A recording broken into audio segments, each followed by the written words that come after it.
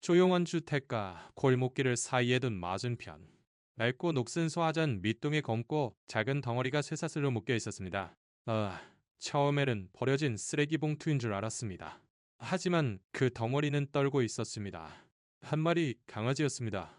불 하나로 두근거리던 제 심장은 이번에는 전혀 다른 이유로 늑골을 격렬하게 치기 시작했습니다. 저는 새로 산 출근용 구두로 젖은 보도를 끽 소리 내며 서둘러 길을 건넜습니다. 가까이 다가갈수록 그 광경은 악몽으로 변해갔습니다. 제 이름은 김민준. 30살입니다. 지난 8년간 저는 교과서에 파묻혀 학자금 대출에 허덕이고 버르마린 냄새를 풍기며 살아왔습니다. 그 모든 것이 오늘 아침 제가 서울 서대문구의 햇살 동물병원 수의사로서 정식으로 근무하는 첫날로 이어진 것입니다. 저는 새 스크럽 수술복에 팔을 꿰었습니다. 포장을 갓뜨서 뻣뻣한 감쪽이 빳빳하고 깨끗한 파란색이었습니다. 마치 의상 같았습니다. 거울을 들여다보니 그 안에 비친 남자는 피곤하고 긴장해 보였지만 분명히 그 제복을 입고 있었습니다. 그는 정식으로 김민준 선생님인 것입니다. 하지만 전혀 실감이 나지 않았습니다. 마치 드라마의 배역을 연기하려는 것 같아서 금방이라도 진짜 수의사가 들어와 커피 좀 타와 라고 말할 것만 같은 기분이었습니다. 병원까지 운전하는 내내 자신감 없는 안개에 휩싸여 있었습니다. 만약 진단을 잘못하면 어쩌지? 만약 결과를 못 찾으면? 만약 고양이가 나를 너무 싫어해서 무기사용법이라도 터득하면 어쩌나? 그런 이성적이거나 비이성적인 공포가 지난 몇 주간 계속 저를 따라다녔습니다. 저는 45분이나 일찍 도착했습니다. 주차장에는 새로운 상사이신 박 원장님의 연식이 오래된 실용적인 세단 외에는 차가 없었습니다. 내 들어가 커리어를 시작하기 전에 잠시 숨을 고르고 마음을 진정시킬 시간이 필요했습니다. 아침 공기는 사늘하고 칙칙했으며 막 내린 비와 젖은 아스팔트 냄새를 실어왔습니다. 가슴 속에서 필사적으로 버둥거리는 새를 진정시키려 어너너 심호흡을 했습니다. 그리고 그 아이를 발견한 것입니다. 진돗개 강아지로. 생후 10주나 12주쯤 되었을까요? 녀석은 차갑고 페인트가 벗겨진 소화전에 몸을 기댄 채 두껍고 녹슨 쇠사슬을 목에 감고 소화전 노즐캡에 묶여 있었습니다. 쯔위뿐만 아니라 아마도 공포 때문에 온몸을 떨고 있었습니다. 털은 아름다운 황금빛이었지만 진흙으로 굳어 있었습니다. 몸에 비해 발이 유난히 커서 미래에 얼마나 멋진 개가 될지를 말해주고 있었습니다. 하지만 제 숨을 먹게 한 것은 그 얼굴이었습니다. 왼쪽 눈은 완전히 부어올라 선뜩하게 부푼 분홍색과 보라색 조직 덩어리로 변해 있었습니다.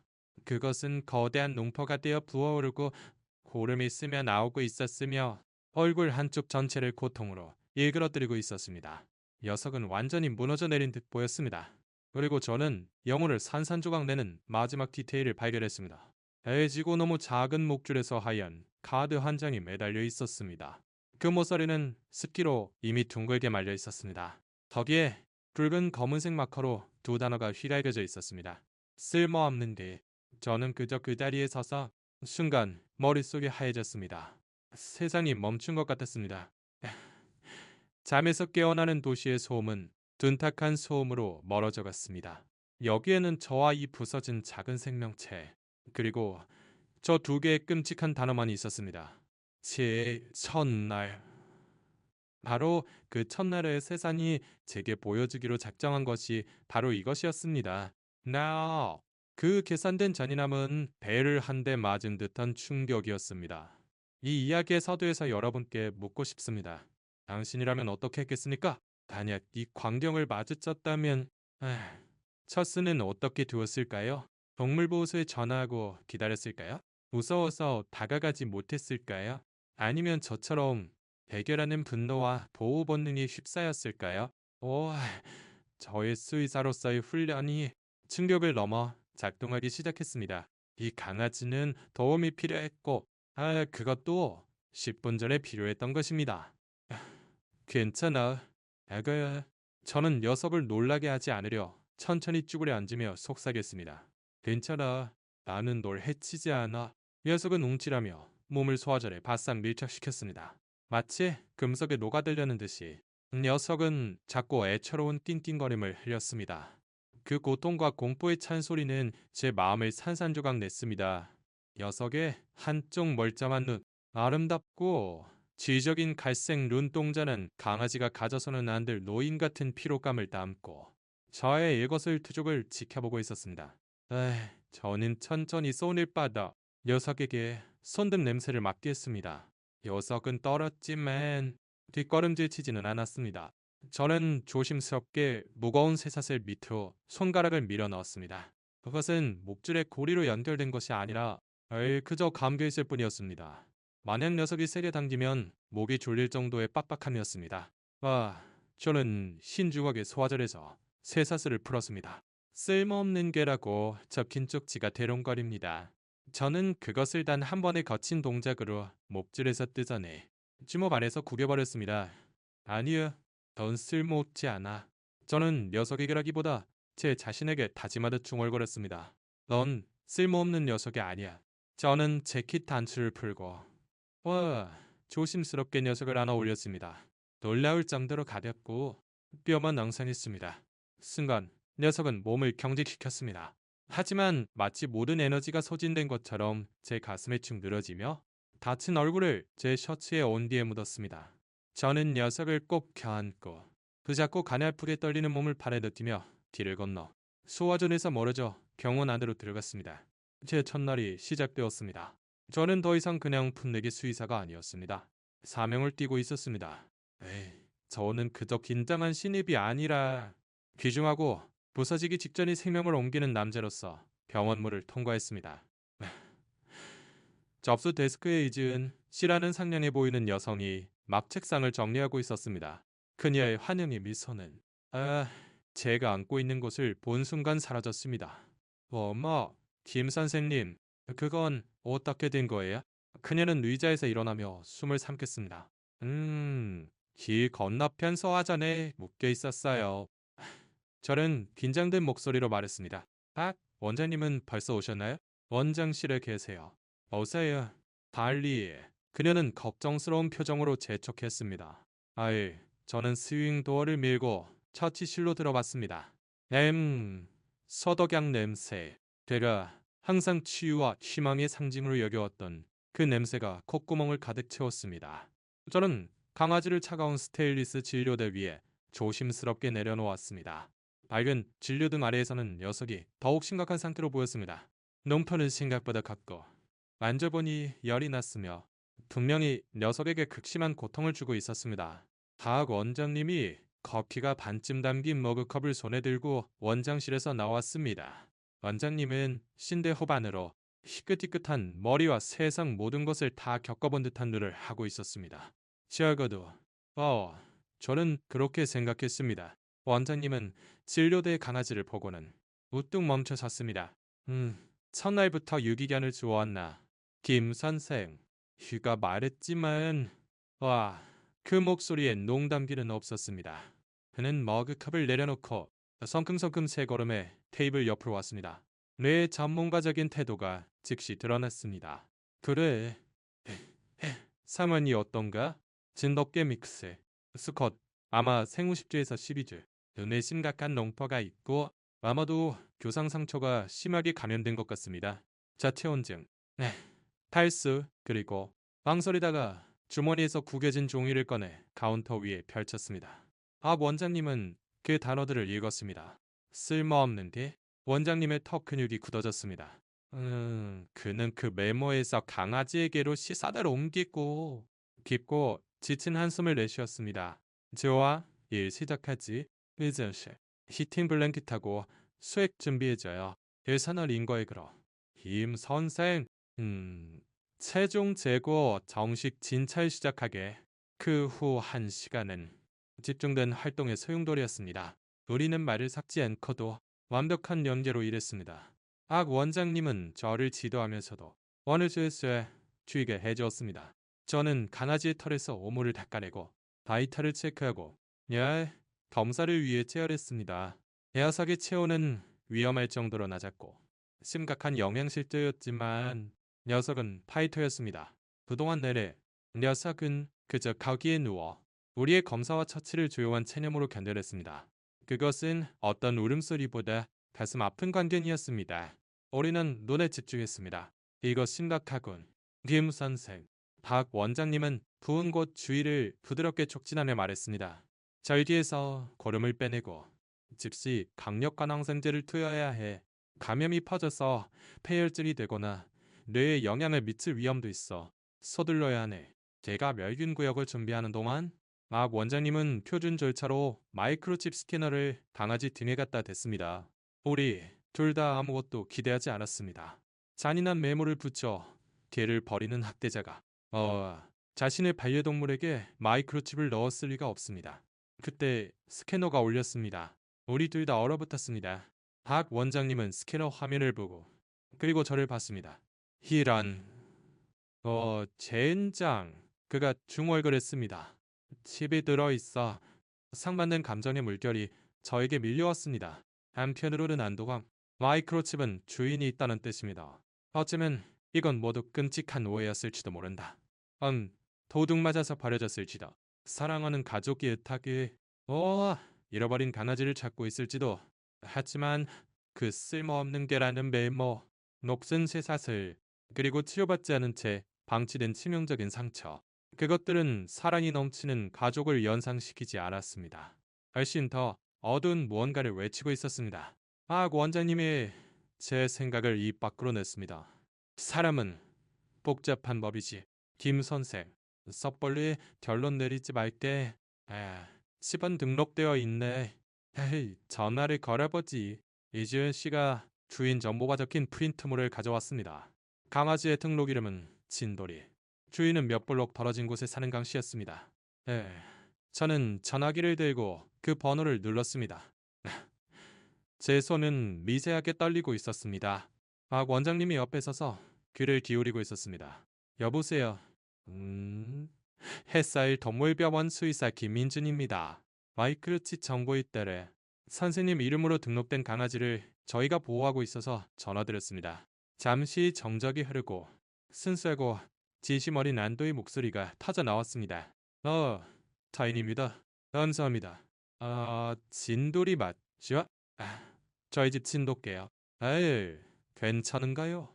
어제 울타리 밑으로 빠져나가서 계속 찾고 있었어요. 막 동물보호소에 전화하려던 참이었는데 정말 걱정했는데 그 남자의 목소리는 걱정으로 가득했고 너무나 진실하게 들려서 의심마저 녹아내리기 시작했습니다. 그는 지극히 평범하고 다정한 반려동물 주인처럼 들렸습니다. 어쩌면 내 직감이 틀렸을지도 모른다. 동네 짓궂은 아이들이 강아지를 발견해서 이런 짓을 했을지도. 진돌이가 다쳤습니다. 저는 조심스럽게 말했습니다. 아주 심각한 상처입니다. 다른 동물과 싸운 것 같습니다. 눈이 심하게 감염되어서 지금 저희가 치료 중이지만 무사합니다. 저런 우리 불쌍한 찐돌이. 앙씨가 외쳤습니다. 물론이죠. 필요한 건 뭐든 해주세요. 선생님, SEA 얼마든지 괜찮습니다. 내일 시간 정도면 그쪽으로 갈 수 있습니다. 위치 좀 알려주시겠어요? 감사합니다. 찾아주셔서 정말 감사합니다. 저는 그에게 주소를 알려주고 기묘한 부조화를 느끼며 전화를 끊었습니다. 전화기 너머의 목소리는 제가 소화전에서 본 증거와 일치하지 않았습니다. 어땠나? 박 원장님이 표정을 읽을 수 없게 물었습니다. 몹시 동의하고 있었습니다. 저는 인정했습니다. 진돌이라는 이름의 강아지고 울타리 밑으로 도망쳤다고 합니다. 지금 이쪽으로 오고 있다고. 그런가? 박 원장님은 천천히 고개를 끄덕이며 시선을 강아지에게로 옮겼습니다. 강아지는 이제 히팅 블랭킷 위에서 새근새근 잠들어 있었고 그 연약한 다리에는 작은 수의 카테터가 테이프로 고정되어 있었습니다. 그럴 수도 있겠지. 그가 조용히 말했습니다. 하지만 말이야, 김 선생. 전화상으로는 얼마든지 완벽한 사람인 척 할 수 있다네. 그 점을 절대 잊지 말게. 그가 여기 와서 어떻게 되는지 지켜보자고. 우리가 기다리는 동안 진돌이의 논을 치료하기 시작했습니다. 녀석에게 진정제를 투여하고 저는 자격 있는 수의사로서 첫 처치를 했습니다. 박 원장님의 지도 아래 저는 조심스럽게 농포를 절개했습니다. 배출된 고름의 양이 경악했습니다. 그것은 이 불쌍한 동물이 얼마나 오랫동안 고통받아 왔는가의 증거였습니다. 우리는 상처를 철저히 세척하고 항생제 연고를 채우고 악력한 종매 항생제 투여를 시작했습니다. 처치가 끝났을 때 진돌이의 모습은 100배는 나아 보였습니다. 거대하고 고통스러워 보이던 무기는 사라지고 깨끗한 봉합 상처로 바뀌어 있었습니다. 녀석은 아직 진정제로 잠들어 있었지만 호흡은 편안해졌고 애원된 듯 보였습니다. 녀석은 희생자가 아니라 다시 강아지처럼 보였습니다. 저는 자부심과 이 작은 개에 대한 깊은 애정이 솟아오르는 것을 느꼈습니다. 불과 몇 시간 만에 녀석은 완전히 제 마음을 사로잡아 버렸습니다. 저는 녀석의 곁에 앉아 그 부드러운 털을 조심스럽게 쓰다듬으며 앙씨가 녀석을 집으로 데려가기를 기다렸습니다. 모든 것이 잘 될 거야. 나의 피엔딩이라고 스스로에게 되뇌었습니다. 하지만 뱃속 깊은 곳에서 어둡고 차가운 불안 덩어리가 조여들며 최악의 사태는 아직 오지 않았다는 느낌을 떨칠 수 없었습니다. 한 시간 후 병원 전문벨이 울렸습니다. 엔터폰에서 이지은 씨의 목소리가 들립니다. 김 선생님, 어우님께서 진돌이 때문에 오셨습니다. 최 의장이 긴장으로 뒤틀렸습니다. 알겠습니다. 이쪽으로 안내해 주세요. 저는 목소리를 평온하게 유지하려 했으며 말했습니다. 박 원장님은 책상에서 저에게 격려하듯 고개를 끄덕이고 서류 작업으로 바쁜 척했지만 그가 보고 듣고 있다는 것을 알고 있었습니다. 한 남자가 스윙도어를 통해 들어왔습니다. 남자는 40대로 깨끗한 청바지와 폴로 셔츠를 입고 있습니다. 그는 완전히 평균적인 주말에 마트에서 볼 법한 타입의 남자였습니다. 그의 얼굴에는 따뜻하고 친근한 미소가 걸려 있었습니다. 김민준 선생님이시죠? 그가 손을 내밀며 물었습니다. 어우입니다. 정말 뭐라고 감사드려야 할지 생명의 은인이십니다. 저희가 할 일을 했을 뿐입니다. 강 선생님, 저는 그의 손을 맞잡으며 말했습니다. 그의 압력은 강했습니다. 진돌이는 이쪽에 있습니다. 눈치료 때문에 진정제를 투여해서 아직 좀 멍하지만 훨씬 좋아졌습니다. 저는 그를 진돌이를 옮겨 놓은 케이지로 안냈습니다. 작은 강아지는 막잠에서 깨어나려던 참으로 고개를 들고 한쪽 멀쩡한 눈으로 천천히 깜빡이고 있었습니다. 낭시의 친근한 태도는 변하지 않았습니다. 그는 케이지를 들여다봤습니다. 불쌍한 것. 그가 시럽처럼 달콤한 목소리로 속삭였습니다. 이렇게 되다니. 하지만 걱정 마. 이제 아빠가 왔으니까 집에 가서 다 낫게 해줄게. 그것은 바로 사랑 많은 주인이 할 법한 말이었습니다. 저는 안심하기 시작했습니다. 어쩌면 내가 완전히 틀렸을지도 모른다. 그냥 삐떨어진 신입이었을지도. 그리고 그때였습니다. 가면은 미끄러져 떨어진 것이 아니라 산산조각이 났습니다. 당신은 케이지 창살에 몸을 기대고 그 목소리는 강아지에게만 들리도록 낮고 도끼 어린 속삭임으로 바뀌었습니다. 와우. 친근한 미소는 사라지고 내 순수한 경멸의 표정으로 대체되었습니다. 쓸모없는 새끼. 그 말은 얼음처럼 날카롭고 차갑게 울렸습니다. 망칠 수 있을 줄 알았냐? 에이 불쌍한 놈아. 그리고 지금 그 꼴은 뭐냐? 그의 눈은 깨끗한 절개창과 수행 라인을 힐끗 봤습니다. 도움이라도 받았나? 깨끗해졌네? 그는 낮게 목구멍에서 웃음소리를 냈습니다. 거기에는 유머라고는 한치도 없었습니다.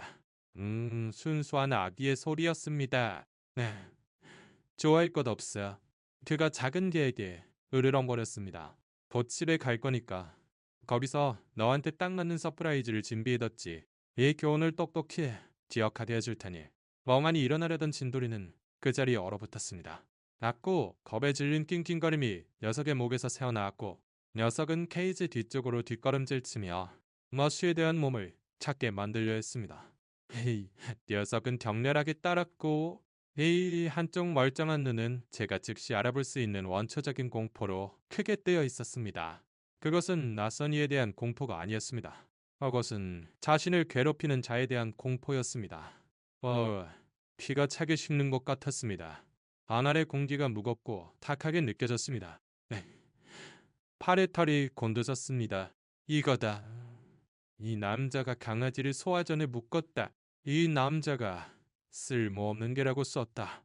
다락이 너머의 매력적이고 걱정 많던 주인은 거짓말. 내 앞에 서 있는 괴물을 감추기 위해 치밀하게 구축된 가짜였습니다. 하학 원장님은 일하는 척을 그만두었습니다.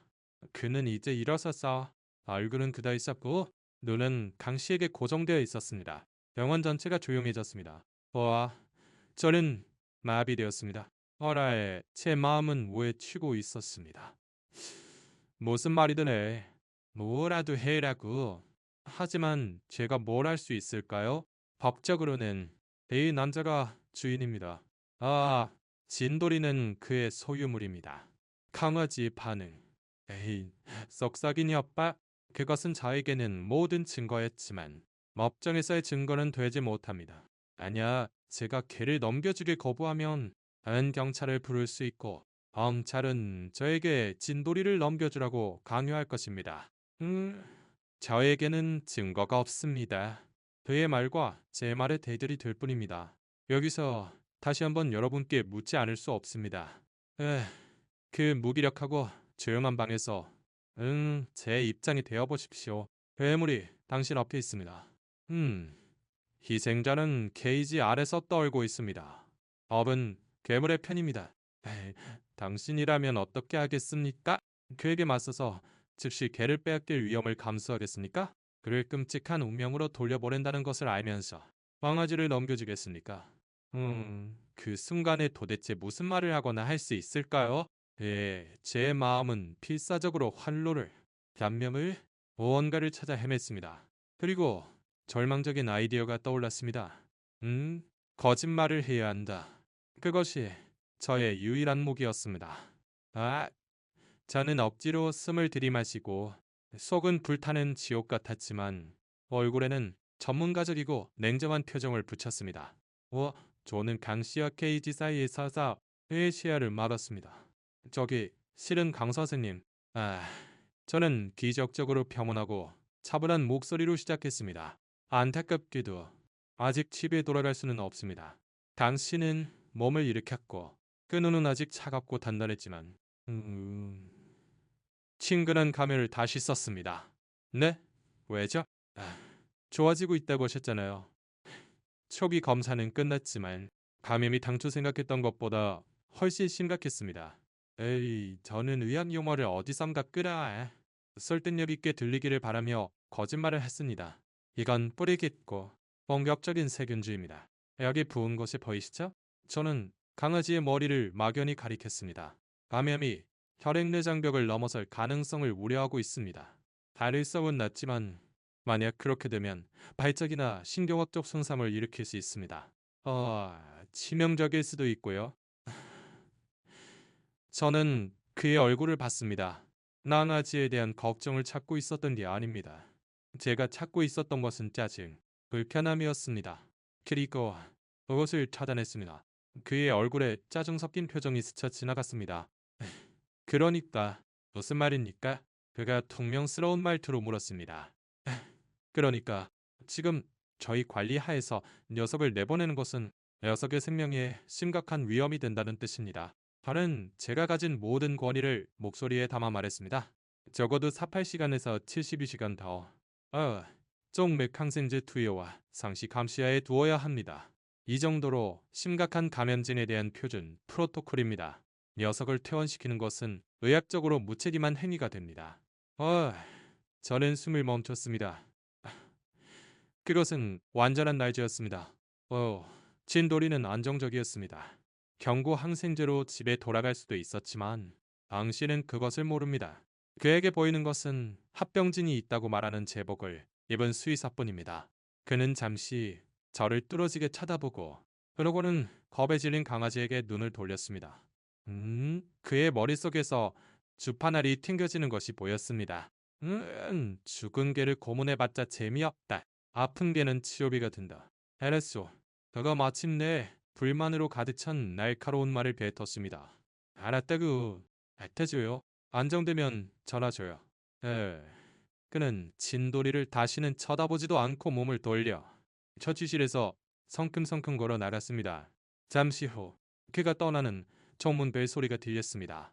그가 남기고 간 정적은 귀가 먹먹할 정도였습니다. 에이, 저는 카운터에 지댔고 갑자기 다리가 젤리처럼 된 것을 느꼈습니다.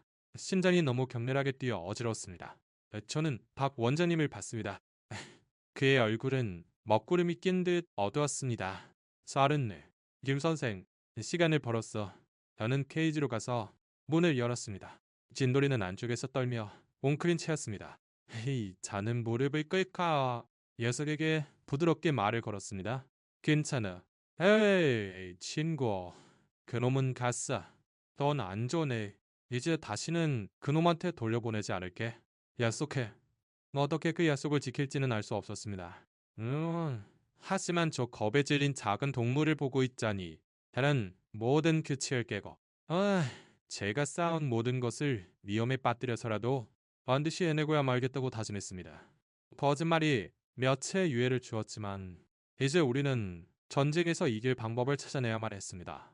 동물이 강씨 뒤로 다치는 순간 제가 쌓아올린 허술한 평정심은 무너져 내렸습니다. 손이 떨리는 것을 느꼈습니다.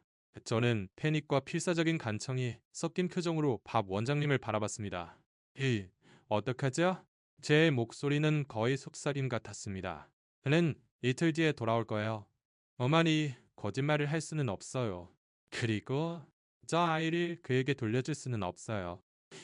원장님도 보셨지 않습니까? 진돌이가 어떻게 반응했는지. 박 원장님은 손으로 얼굴을 감쌌고 그 표정은 깊이 고뇌하고 있었습니다. 봤니? 김 선생, 나는 이 일을 30년 동안 해왔어. 그런 표정은 알아보게 되지. 에이, 저건 반려동물 지인이 아니야. 억대자지. 그는 케이지로 걸어가 법에 질린 강아지를 들여다봤습니다. 그의 목소리는 부드러워졌습니다. 괜찮다. 아그야, 이제는 안전해. 에이, 그는 저를 향해 돌아섰습니다. 좋아, 생각해보자. 선택지. 첫째, 동물보호소에 신고한다. 보고서를 제출하고 우리가 본 것, 그가 말한 것, 그가 어떻게 반응했는지를 전하는 거지. 믿어줄까요? 저는 가슴에 희망의 불빛이 반짝이는 것을 느끼며 물었습니다. 원장님의 얼굴은 여전히 굳어 있었습니다. 어쩌면, 하지만 아마도 그랬다. 안 그랬다. 실의 진실 공방이 될 가능성이 높아. 당신은 모든 걸 부인할 테고 치료비에 화가 났을 뿐이라고 말하겠지. 걔는 원래 겁이 많은 성격이라고 할 거야. 니다크 있을 때 다쳤다고 주장하겠지. 그에게는 마이크로칩 등록이 있어. 그는 법적인 소유자야. 조사 결과 우리가 걔를 그에게 돌려주도록 강요받을 가능성이 아주 높아. 그렇게 되면 어떻게 될까? 우리가 개입하려 한 탓에 걔는 더 위험한 상황에 처하게 되는 거야. 희망의 불빛은 꺼졌습니다. 원장님 말이 맞았습니다. 우리에게는 확실한 증거도, 녹음도, 영상도 없었고 언제 그의 말에 대한 우리의 말뿐이었습니다. 그리고 법은 소유권을 보호합니다. 살아있고 감정을 가진 생명체가 법적으로는 토스터나 텔레비전과 다를 바 없다는 생각은 소름 끼치는 것이었습니다. 그럼 선택지 둘은 뭔가요? 저는 위가 더욱 조여드는 것을 느끼며 물었습니다. 박 원장님은 오랫동안 침묵했습니다. 마치 벽에 답이 적혀 있는 것처럼 벽을 빤히 쳐다보고 있었습니다. 그의 눈에 갈등이 보였습니다. 그는 규칙, 윤리, 법 조문 위에 인생과 경력을 쌓은 남자였습니다. 선택지 둘. 그가 천천히 신중하게 말했습니다. 우리가 법을 어기는 것이다. 저는 그가 무슨 말을 했는지 알아듣지 못한 것처럼 그를 쳐다봤습니다. 이건 수의대에서는 가르쳐주지 않는 일의 일면이야. 림 선생. 그가 목소리를 낮추며 은밀하게 계속했습니다. 때로는 동물을 보호하기 위해 만들어진 시스템이 그들을 배신할 때가 있단다. 그리고 그런 순간에 자신의 진정한 충성심이 어디에 있는지를 결정해야 하지. 규정집인가? 아니면 눈앞의 동물인가? 그는 심호흡을 했습니다. 여기 한 마리 강아지가 있네. 그의 정식 이름은 진더리. 강씨라는 남자에게 등록된 마이크로칩이 들어있지. 사흘 뒤, 그 남자는 자기 소유물을 되찾으러 올 거야. 그는 말의 무게가 스며들도록 잠시 멈췄습니다. 하지만 만약 그의 눈이 저와 마주쳤습니다. 만약 이 24시간 안에 진돌이가 수술로 인한 예기치 못한 합병증을 갑자기 일으켰다면, 만약 우리의 최선의 노력에도 불구하고 그가 살아남지 못했다면, 이해하는데 잠시 시간이 걸렸습니다. 그는 안락사에 대해 말하는 것이 아니었습니다. 그는 서류에 대해 말하고 있었습니다. 물론 기록에 남겨야 됐지. 박 원장님은 가상의 시나리오를 설명하며 계속했습니다. 우리 시스템에 그를 사망으로 기록하는 거야. 낭 씨에게 전화해서 비극적인 소식을 전하고 심각한 감염으로 인한 생물학적 위험을 고려해서 우리가 이미 합동 화장을 주선했다고 말하는 거지. 대응은 청구하지 않겠다고 하고, 물론 그런 상황의 대부분의 지인들은 몹시 동의하거나 혹은 그의 경우 에이, 짐을 덜어 안도하며 그냥 동의할 뿐이야. 그리고 그 후에는요? 그 후... 막 원장님의 눈에 조용하고 단호한 빛이 깃들었습니다. 그 후 강 씨가 소유했던 게 진돌이는 존재하지 않게 돼. 그는 사라지는 거야. 남산이 유령이지. 그리고 그에 대신에 심한 눈 부상을 입은 이름 없는 유기 진돗개 강아지가 기적적으로 발견되어 우리 병원에 실려오게 되는 거고, 이력도 지인도 없는 집이 필요한 강아지가 말이야. 그는 완전한 날조. 나래 진료 기록 조작, 말거한 주인에 대한 거짓말을 제안하고 있었습니다. 그것은 제가 배워온 모든 윤리 지침에 반하는 행위였습니다. 처벌보다 마땅한 위반 행위입니다. 만약 발각되면 우리는 수의사 면허를 잃을 수 있습니다. 제가 노력해서 얻은 모든 것, 박 원장님이 30년에 걸쳐 쌓아온 모든 것이 사라질 수 있습니다. 그래도 저는 진돌이를 봤습니다. 그는 마침내 케이지 끝까지 와서 난쪽 멀쩡한 영혼이 담긴 눈으로 우리를 보고 있었습니다. 저는 쓸모없는 개라는 단어를 생각했습니다. 강 씨의 얼굴에 있던 차갑고 생기 없는 아기를 생각했습니다. 덥에 질린 띵띵거림과 와의 진돌이가 케이지 뒤로 사라지려 했던 모습을 생각했습니다. 경력이나 인생이 전환되는 순간이란 바로 이런 때일 것입니다. 그것은 도덕의 기로입니다. 한쪽에는 도와 규칙과 규정으로 포장된 안전한 길이 있습니다.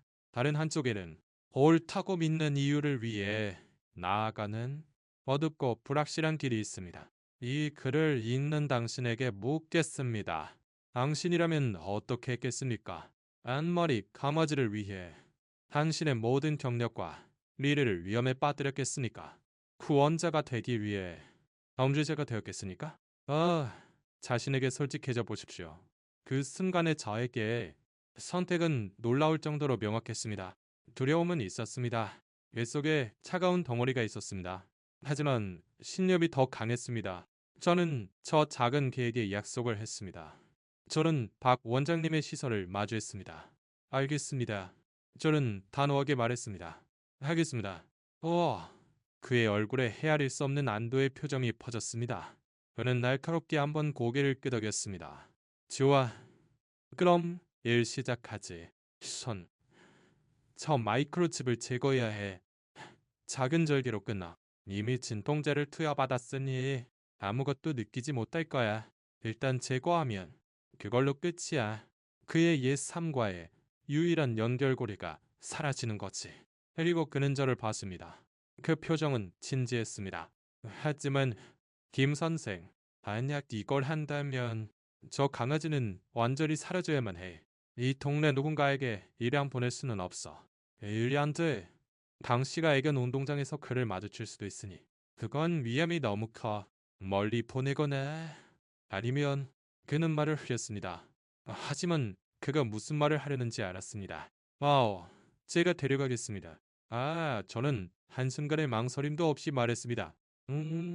제가 집으로 데려가겠습니다. 혼자 삽니다. 아무도 그가 어디서 왔는지 알 필요 없어요. 그는 제 개가 될 겁니다. 박 원장님은 미소 지었습니다. 이번에는 진짜 따뜻한 미소였습니다. 자네가 그럴 줄 알았네. 좋아. 그럼 생명을 구하러 가볼까? 크라이번. 이지일 씨가 퇴근하고 한참 뒤 박 원장님과 저는 그날 두 번째 비밀 처치를 했습니다.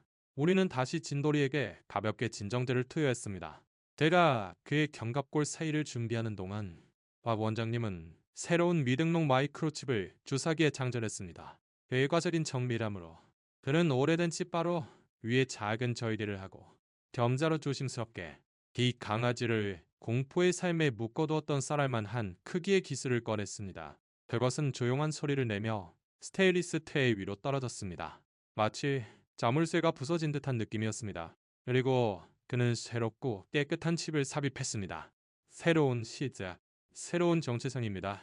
에이, 제가 저에게 부위의 한 바늘만 봉합하면서 잠든 강아지를 내려다봤습니다. 진돌이는 그를 학대한 자가 붙인 이름이다. 그는 이제 그 개가 아니다. 그는 생존자다. 우리가 이제부터 지워버릴 끔찍한 삶의 잿더미 속에서 일어선 것이다. 이 아이의 이름은 새벽입니다. 네, 제가 조용히 말했습니다. 박 원장님은 저를 보고 고개를 끄덕였습니다. 그래, 좋은 이름이군. 어서 와라. 새벽아. 다음 날 저는 인생에서 가장 어려운 전화를 걸었습니다. 대본을 연습하고 심장을 격렬하게 울리며 방 씨의 번호를 눌렀습니다. 강 선생님, 저는 거짓 슬픔을 목소리에 담아 말했습니다. 햇살 동물병원의 김민준입니다. 안타까운 소식을 전하게 되었습니다. 진돌이가 어젯밤 상태가 급격히 악화되었습니다. 저희가 할 수 있는 모든 것을 했지만 감염이 폐혈증으로 이어져 한 시간 전쯤에 세상을 떠났습니다. 정말 죄송합니다. 전화기 너머로 정적이 흘렀습니다.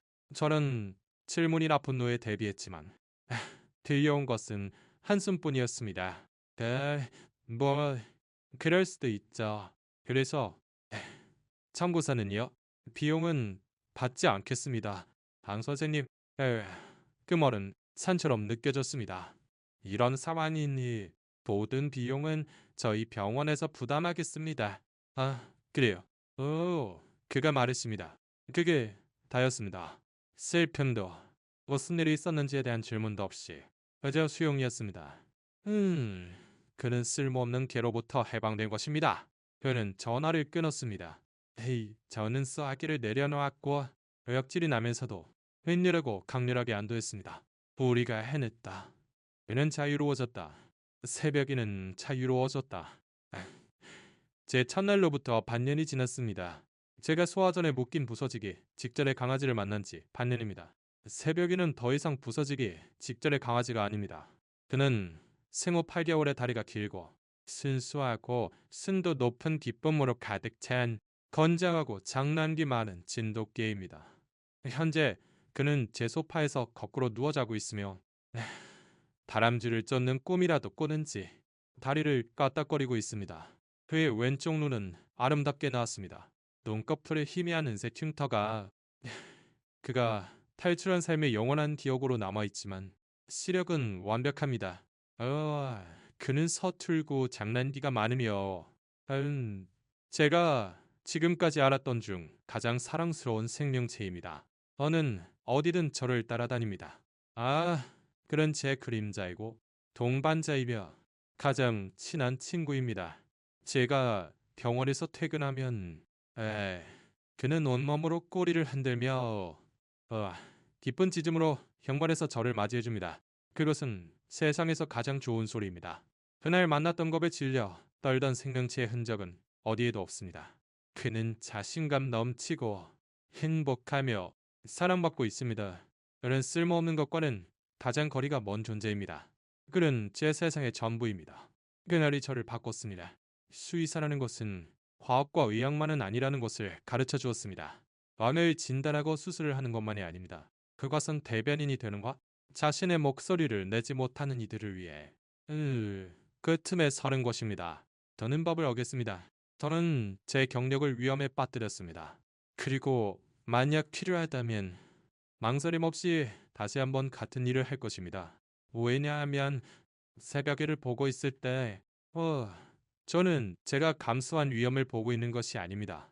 제가 애초에 수의사라던 이유를 보고 있는 것입니다. 그날 가장 중요한 약속이란 우리에게 그것을 요구할 수 없는 이들에게 하는 약속이라는 것을 저는 배웠습니다. 만약 이 이야기가 당신의 마음을 움직였고 모든 동물이 사랑과 안전이 가득한 삶을 살 기회를 부여받아야 한다고 믿어주신다면 우리 앞으로도 지켜봐 주십시오.